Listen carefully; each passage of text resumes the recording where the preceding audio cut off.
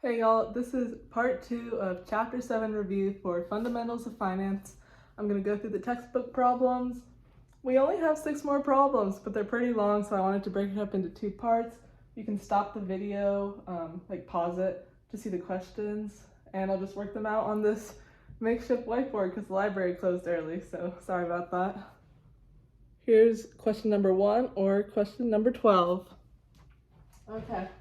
So in this problem, we're working with yield to call. It's January 2019. Whenever I see a date, I like to know and make a timeline. So we're going to have our timeline. It's 2019 right now, and you're considering that the purchase of an outstanding bond was issued in 2017. So we have 2017, 2018, 2019. It has an 8% annual coupon, so 8% payment, so that's $80 a year. And then 30-year original maturity. So this timeline's going to need to be a little bit longer. And that's going to be ending in 46. 30. Okay, cool. And it says there's a 5 years call protection, so it can't be called for 5 years, so that's going to be till 2021.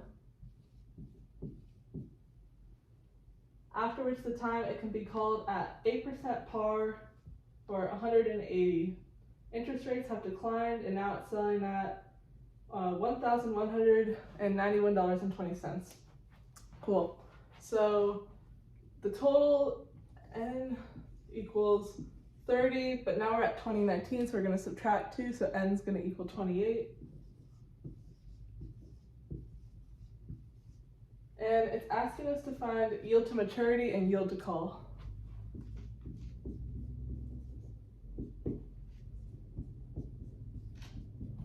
So let's do yield to maturity first.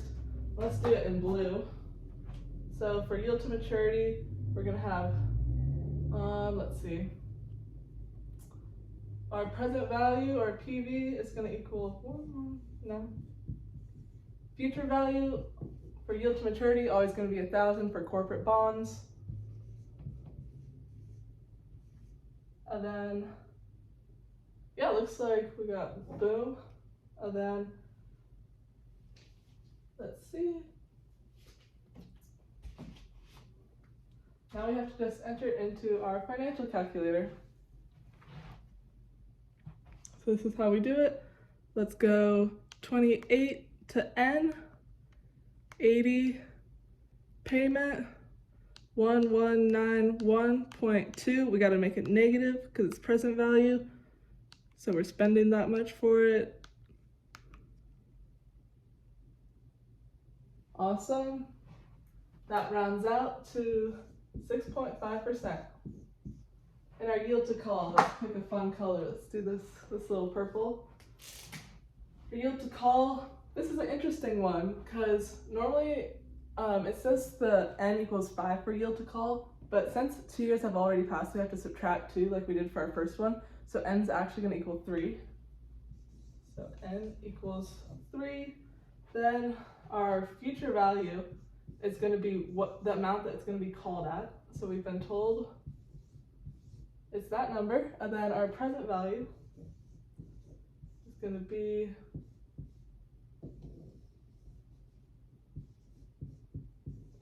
same payments. Let's enter that in our calculator. And if this is your first video, part 1, I show you how to use this calculator and the more common one that you can navigate to the financial calculator menu. Oh gosh. Sorry about that. Okay, here we go. So we've just cleared it. Let's go 3 to N, 180, or 1080 to future value, 1191.20 cents, negative CHS PV, then our payment, also $80, I, cool, 3.72.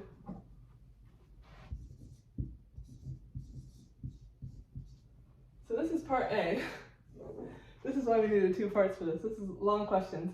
If you bought this bond, which return would you actually earn? Explain your reasoning.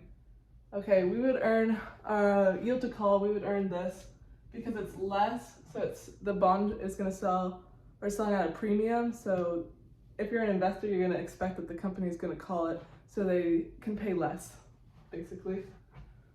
Suppose the bond has been selling at a discount rather than a premium, so now it's switched. Would the yield to maturity have been more likely, or will the yield to call be more likely? So the yield to maturity would be more likely now. Before it was the yield to call, but since if it's sold at a discount, that would mean that interest rates would rise above the coupon rate. So our coupon rate, that would mean interest rates are higher than 8%. So it would not be called because the company would not want to have to pay more than they would have to. Okay, let's go on to our next question.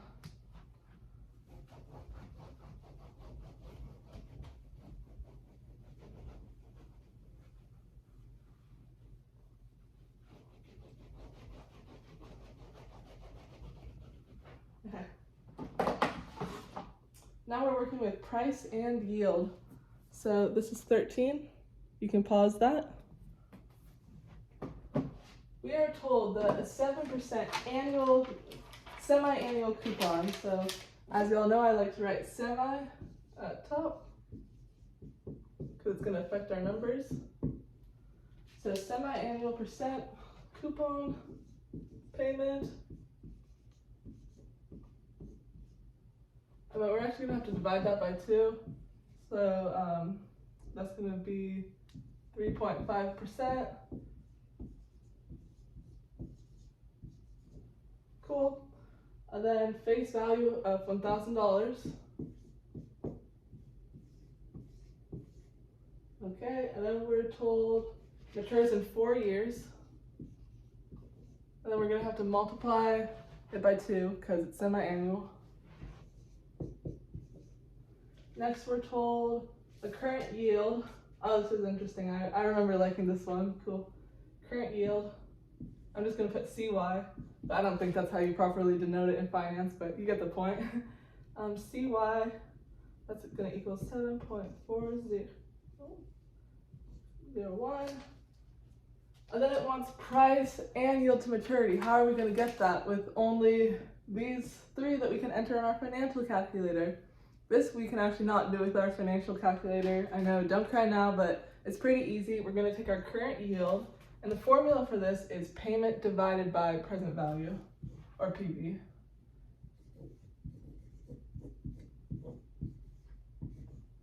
And so first we can find PV by saying 7 point. Our payment, this is going to be annual for this formula, but then when we enter it to find our yield to maturity, that's when we're going to use 35. So annual is going to be $70, 0.07 times 100 divided by our PV. So we're going to end up actually doing, oh wait, sorry, give me 1 sec. Let me make sure that formula is right. That doesn't look right. Current yield equals payment divided by PV. Okay, we're good. That's going to be, let me see this.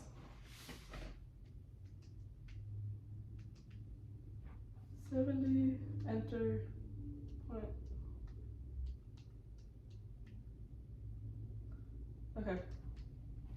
I'll do it for you on the financial calculator, but you're basically just going to do 70 divided by 7.5401 because you can multiply present value and then divide it again. So you can just swap these.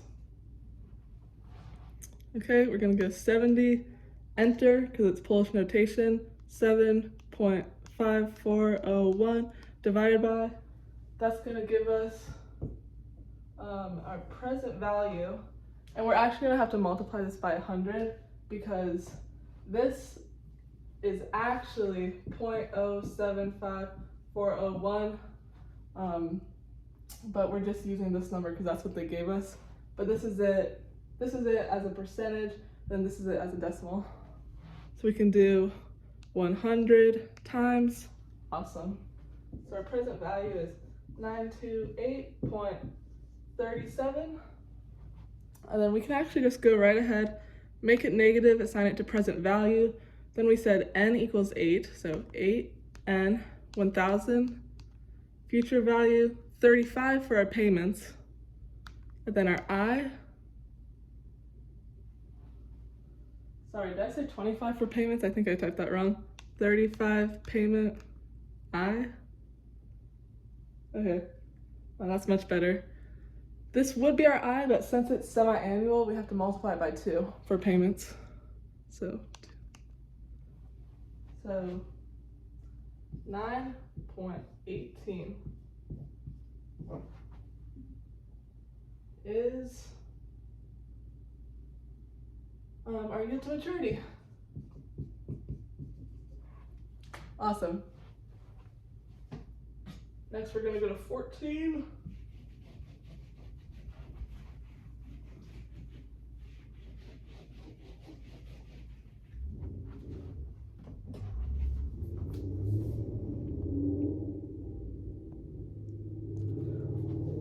Okay, so this company has 12% semi-annual coupon rate. Another one.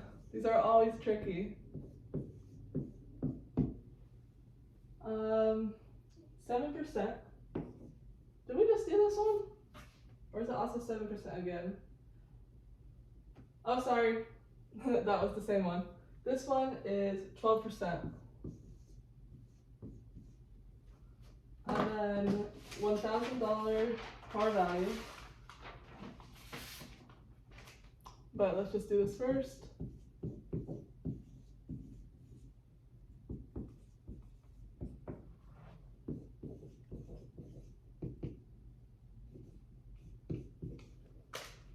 And then it matures in 25 years. But times 2 equals 50. And then it's callable, so we know we're probably going to have to find yield to call and yield to maturity if it says it's callable. So callable 6 years from today. So let's do callable in this purple.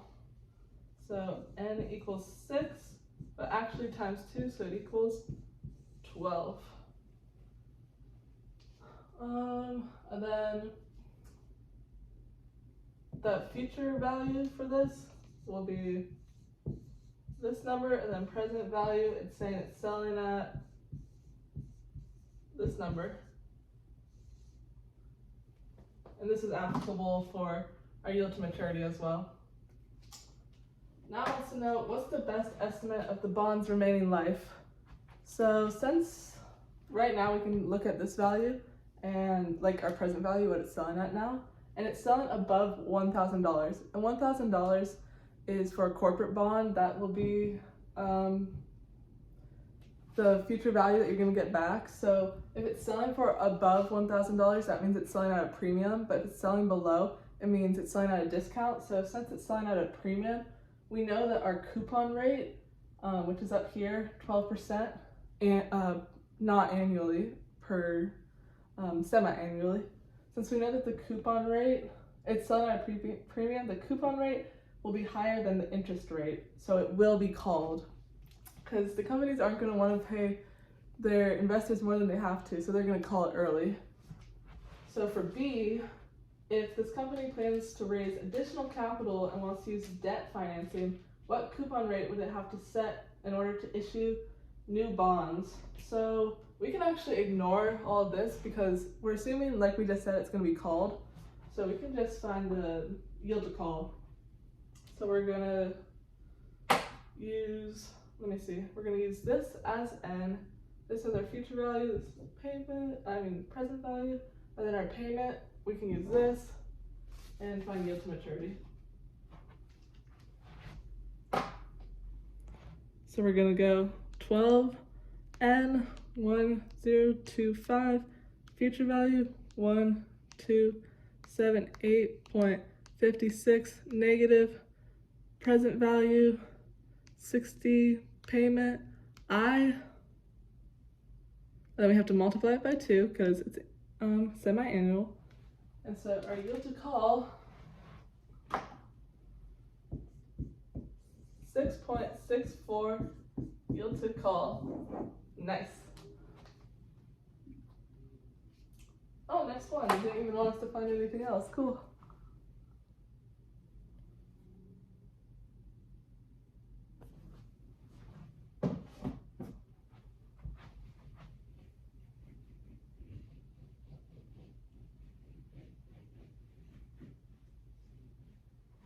Okay, so for this one, we have bond X, okay? So bond X, we've been told 20 years to maturity, so N equals 20. Then we're told 8% annual coupon rate, nice, so not another semi-annual. So payment,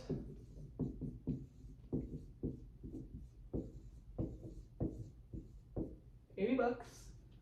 Then $1,000 par value. Then we're told, okay, this is where it gets interesting. We have a required return rate of 9%.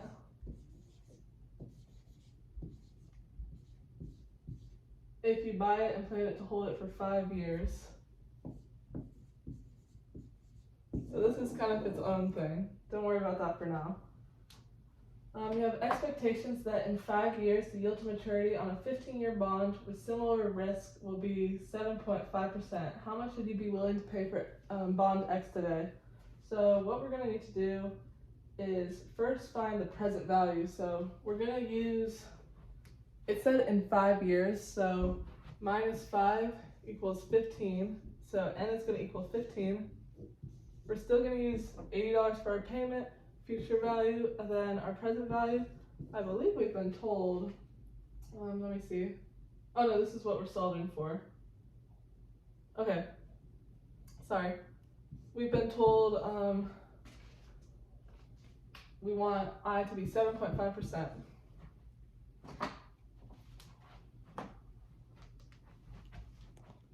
Okay, so we're going 7.5 to I, 15 to N, 1,000 future value, 80 payment PV, it will be negative.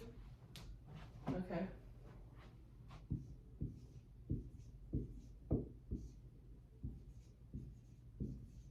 So this is our present value, and then we can plug that in again. That is now going to be our future value because it's going to be called early. So it's going to be called in 5 years. N equals 5. Same payments, and then I is just going to equal 9. So we're just using these numbers now.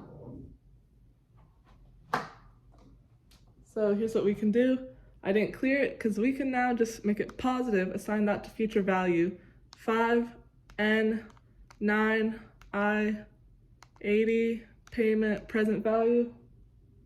Awesome. This is what we would be willing to pay. 9. Cool.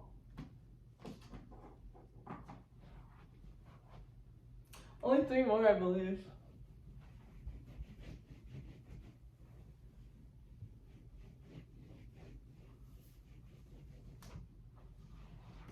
Okay.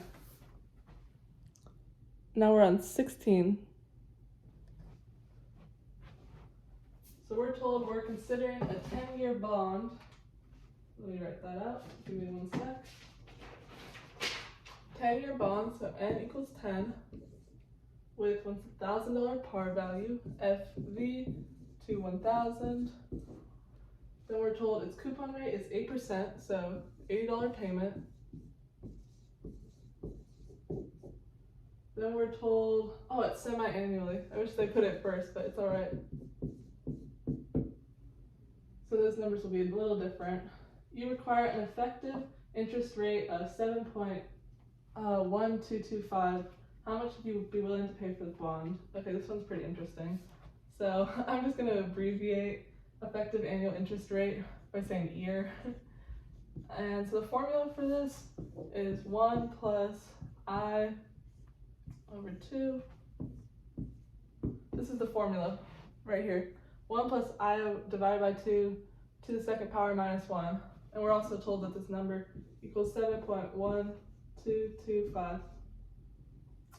And since it's semi-annual, we can worry about that later actually, but right now, let's just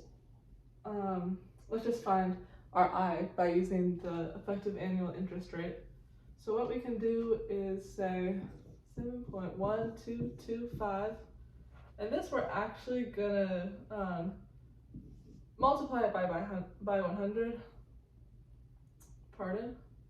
Multiply it by 100 so then it's like in decimal form rather than percentage form.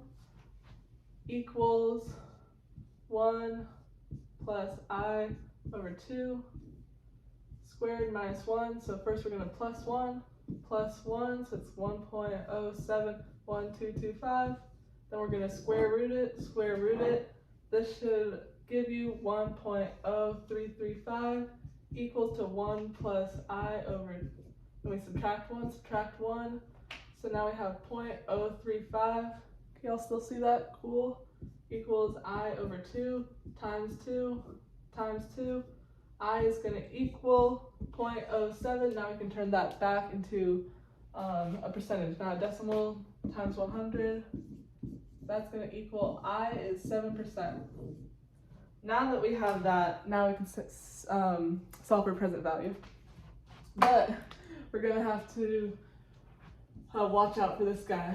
So I'll make our corrections in black for the semi-annual. We're going to multiply by 2 our years, so that's going to be n equals 20.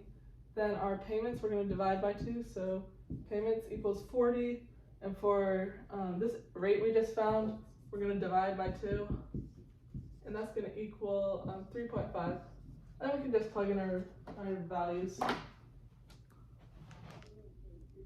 So we're going 20 to n, 40 to payments, 3.5 to I,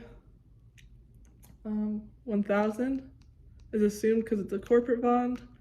Present value, nice. So our present value equals $1,071.06.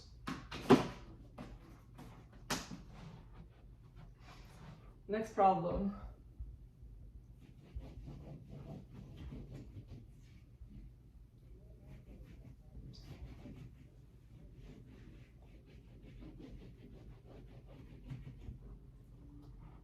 Okay, bond returns, cool. We're on 17 now.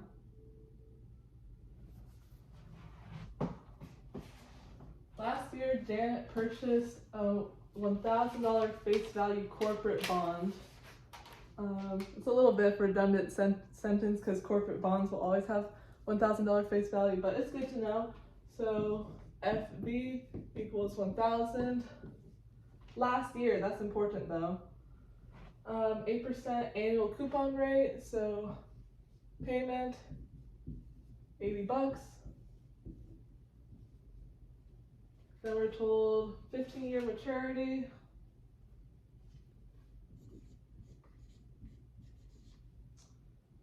At the time of purchase, it had an expected yield to maturity of 10.45. And if Janet sold the bond today, what would the rate of for an amount? What would the rate of return be that she would have earned the past year? Okay. So our future value. Let me think this out. So she sold the bond today. Okay, that's interesting.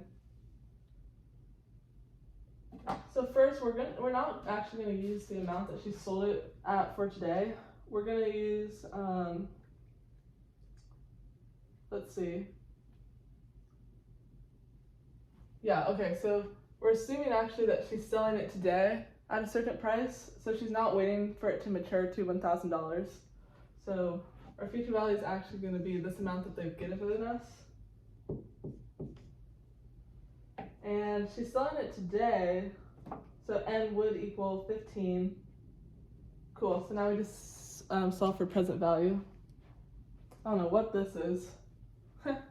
Okay, so 80 to payments, 15 to N, 10.45 to I, 820.17, future value, present value.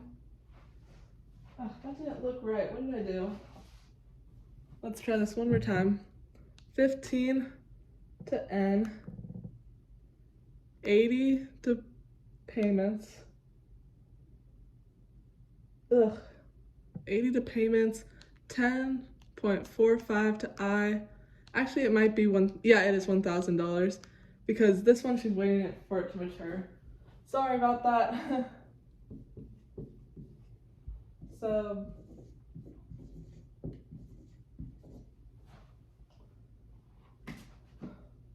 okay, right. So right now, okay, this is our present value. And then we use that other number in our next one. So our future value is going to be our ending price. We're going to use this formula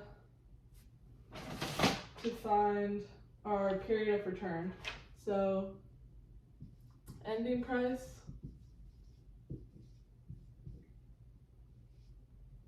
minus beginning price plus one payment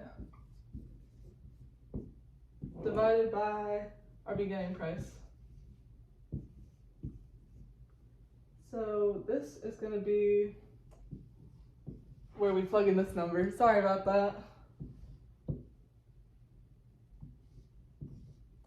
Minus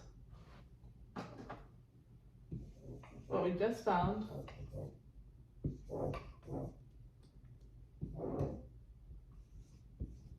And that should work out to 10%. Cool. Well, it should work out to 0.1 and then you multiply it by 100 to get 10%. One more problem. This is going by pretty fast actually. At least compared to the other one. It's been like 30 minutes.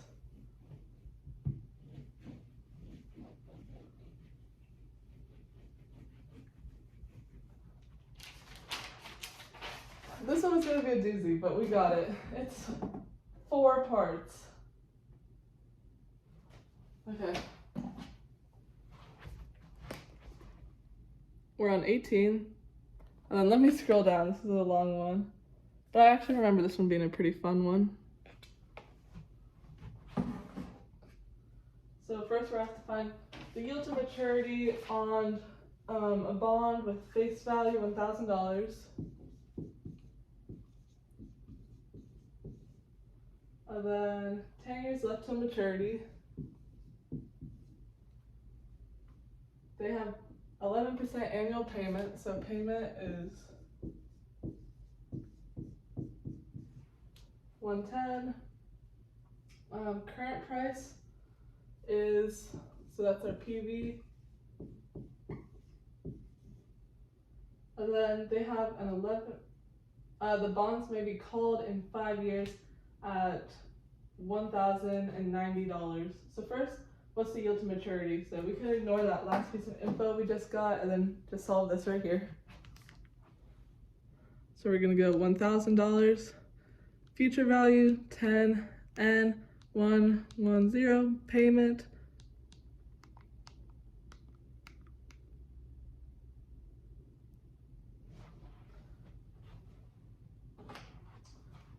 so our yield to maturity,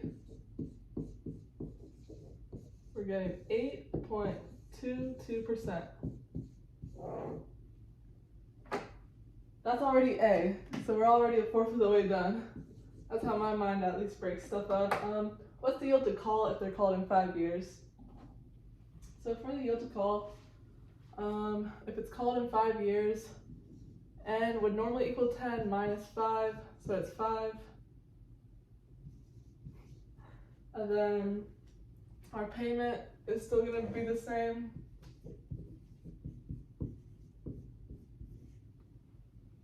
And our future value Do they tell us? Yes. So our future value is going to be this price that we're calling it at, or they're calling it at. And then our present value, where is it? If it's called in 5 years, our present value is going to stay the same.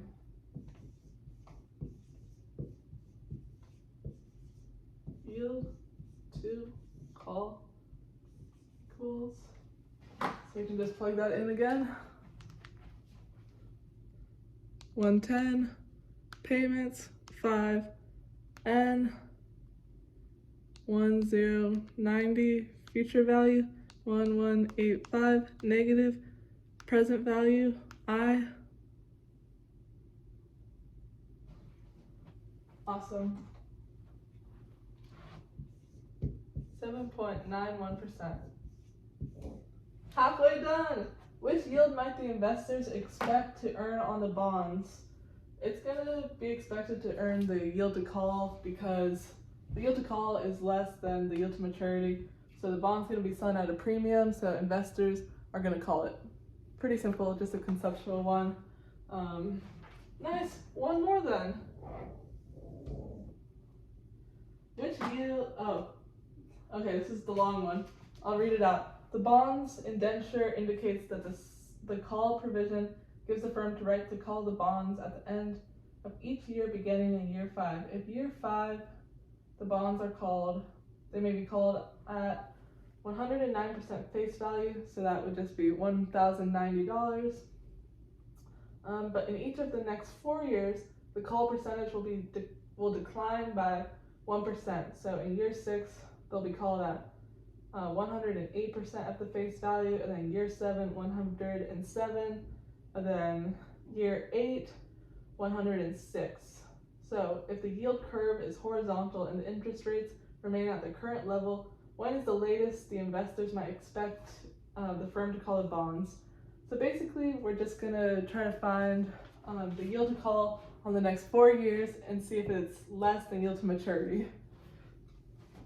This one's pretty fun though, so let's get a new color. Over here, so we're gonna go n equals 6, n equals 7, n equals 8, n equals 9. And the face value is gonna equal, this we're told,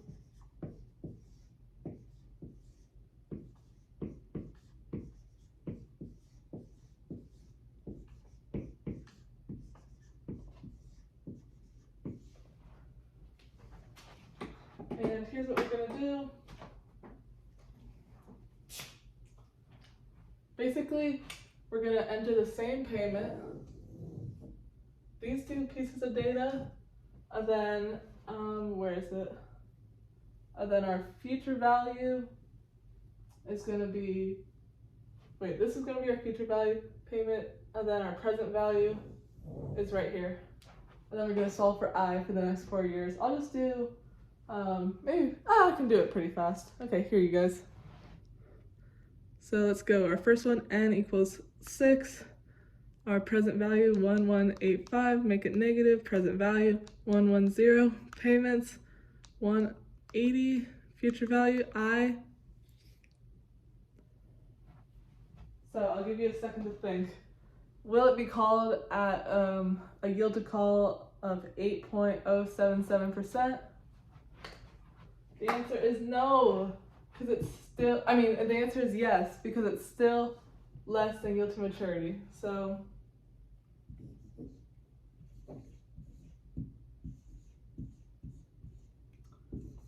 the next one, all we have to do is change n by going 7n, and then change our future value.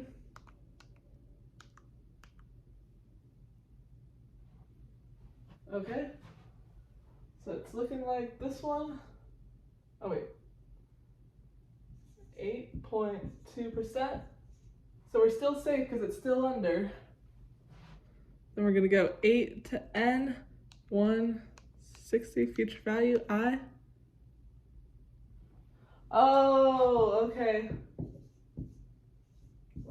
So now this has gone above our yield to maturity, so it will, what was our question asking?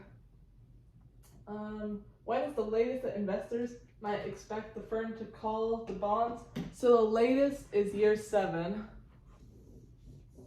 So at year 7, they might call the bonds, but after year 7, they're not going to call them. There we go. I hope this was helpful. This is the end of chapter 7. Good luck on the test. Yeah, that's all.